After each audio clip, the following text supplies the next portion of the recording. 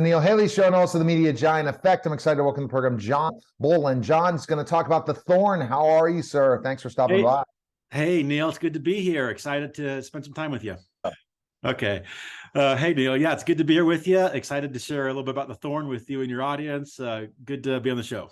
All right. So you talk about, so how did this all start for you? Tell me about it. So 20 years ago, this is all true story. 20 years ago, my wife and I moved to Colorado Springs to open an outdoor retail store. And I was a volunteer youth pastor. So on a Wednesday night, one day, I was sitting on the edge of the stage as a youth pastor, and the 16-year-old girl is sitting next to me, and she stretches out her arms, and I could see where she'd been cutting up and down her arms. Tears are streaming down her face. And I looked at her, Neil, and I said, "You don't have to do that because Jesus did that for you." Oh, wow. And so I'm a new youth pastor, wasn't a good preacher. And so I thought, you know what? I want to, next Wednesday night, we're going to do what we called an illustrated sermon back then. I come from a very creative family. My parents were both professional stage actors. And so rather than preach, I thought, let's do a drama and show what Jesus did for young people. And then the second thing I wanted to communicate was the reality of what I call the supernatural battle for the calling, identity, and future of these young people. And so I thought, you know what, let's do that. So the next Wednesday night, we did the very first Thorn performance, and it wasn't very good. The makeup was bad, the costumes were bad, the music was bad, but something happened. It's like God's thumbprint was on this production. Hundreds of kids made decisions for Jesus, and the church said, "Would you do the Thorn next year for Easter?" So the next year, we kind of improved a few things. The first year we did it was actually in October. So then the next Easter, we did it for the church.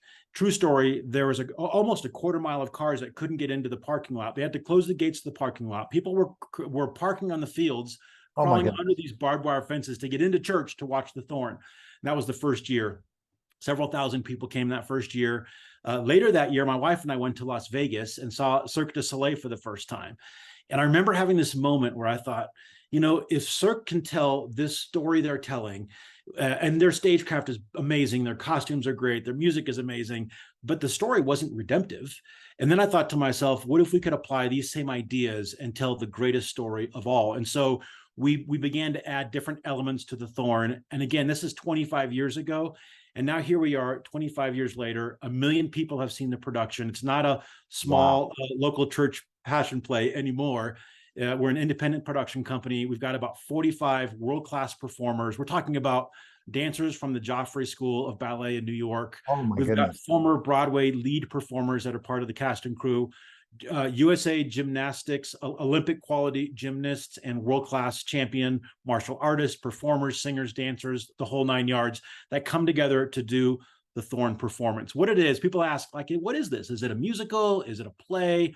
It's not a musical. There's only one speaking part. So Peter doesn't sing from the garden. There are no Jewish line dances during the production.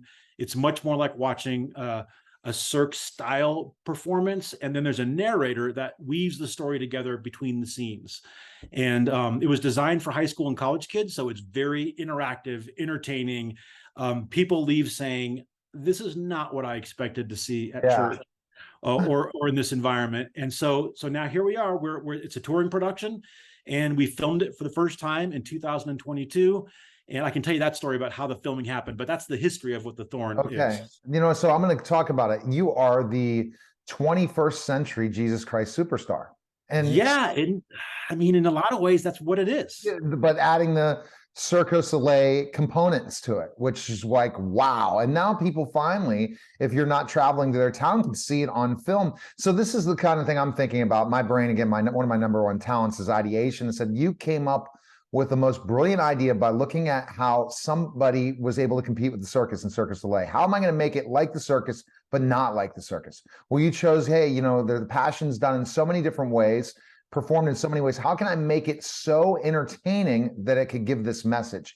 And then your faith message too, because ultimately Jesus Christ Superstar was not really out there to convert people. This is a film really a production that really dominate people's minds, really make them think about things and have a conversation afterwards, but yet be entertained to the point the younger people want to see this and to find these great performers to get involved in this. This is a huge thing, man, and now the ability for it to be on film has got to be great, because now more and more people could see it that were not able to see it, right? Yes, that's exactly right. I mean, so in 2020, we were touring around the country, and we did our first two cities on the tour, and COVID shut us down. And then 2021, the Thorn was dark the entire year. So this is the first time in maybe 20 years where we've been dark. And I remember turning to my wife Sarah and thinking, maybe the Thorn is done. Those years are over, and it's time to work on the next thing. But we thought, it would be great if we could capture it somehow. And then I saw that Dallas Jenkins did The Chosen in over the Christmas Oh season yeah. 2021 in movie theaters, and he partnered with a company called Fathom Events. And Fathom's actually in Denver, not far from where we live. So I wondered to myself, could the Thorn be a Fathom event? Could we capture the Thorn on film in a spectacular way, and then release it through maybe Fathom? So we called Fathom, and they said, yeah, in fact, we would love to do that. And Fathom got their start by broadcasting the performing arts to the Midwest. So they would broadcast like the New York Ballet or Metropolitan Opera or Broadway. And if you were in the middle of Kansas City or Denver, wherever, you could watch these productions. But then recently, Fathom has partnered with a lot of faith-based films in what they call their inspirational vertical. And so the Thorn is a perfect fit because we check both boxes of performing arts and inspirational content. So we partnered with Fathom. We filmed it in 2022. It'll be released March 6th and 7th in about almost 1,000 theaters across the country. And it's a way for people that have seen the Thorn before to see it in a way they never have. So it's got the angles, the camera shots that they've never seen before. And we shot 20 minutes or so of brand new footage. It's actually a story within a story of John the Beloved opposite of a character named Asher, who's his 12-year-old slave boy. And John is telling Asher the story of Jesus. And then we cut to the scenes from the live show. So it's a really creative way of combining like narrative cinema with the live show recording. And it's done in a way that's very effective, heartwarming. And to your point, it gives a crystal clear gospel presentation. No, see, you really were smart when you saw The Chosen and what The Chosen did, which was groundbreaking. And you decided, well, I'll do it in a way, just like you saw Cirque du Soleil. So you really observe what's happening and what works. And if it's going to work, it's going to work for us. And that's what your hope is and what you've been able to do. And I think that the ability, as you're seeing now, Christian films are becoming places for community to get together, 10, 20, 30, 40 people, maybe or more, buying tickets to go to a film. It's a perfect, the theaters are now going to be for events like this. And it's fantastic for Christian films in general, and especially to get the message out in an entertaining way, for sure. I think you're exactly right, Neil. I think the movie theater provides an opportunity for community. We're seeing it happen even now with this is The Chosen's third run in the movie theaters with the ending of season 3. And you've got movie theaters that are packed out with a sense of community surrounding the story of Jesus. And so in the same way, we want to tell this Jesus story. And actually, Dallas Jenkins and I have a little bit of history. Back in 2016, I had an idea for a movie, but I wasn't ready to make the movie. So we had the screenplay written and we sat on it for a while. I thought, wouldn't it be great to make a movie about a passion play?